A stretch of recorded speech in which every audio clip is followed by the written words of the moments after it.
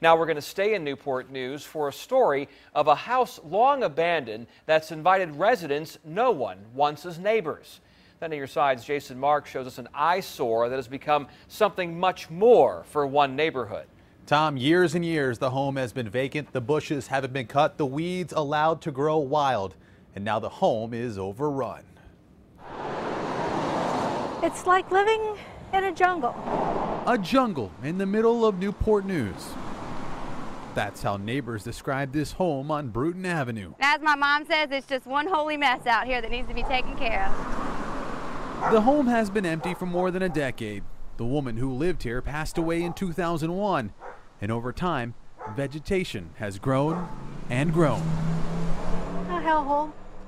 Really? I wouldn't want to be here. I don't want to live next to this. No one wants to live next to this. Bad enough it's an eyesore, but there are other issues. We've had 2 or 3 dead possums in maybe like the past 2 or 3 weeks.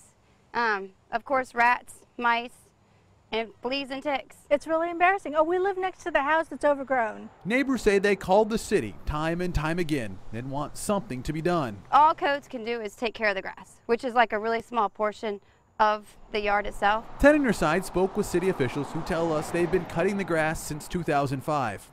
The problem is the city doesn't own the property. It still belongs to the previous owner.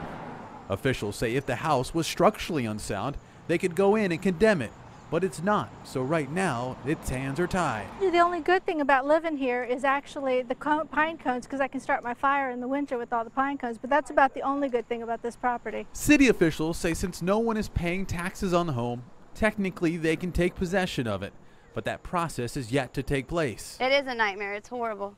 That's why we decided that we needed to take another step and contact Wavy TV 10 on your side and hope that we could get this out and the city would do something about it. And that's all neighbors want, for the greenery to be gone. It would be very good for all of us. Now, city officials tell me at one time there was a law firm which could go through the steps of selling delinquent properties, but that contract with the firm ended 2 years ago. I'm told negotiations with another firm are currently underway. In the newsroom, Jason Marks, 10 on your side. And city officials say the woman who owned the home on Bruton Avenue does have a daughter, and we are told they are working to track her down.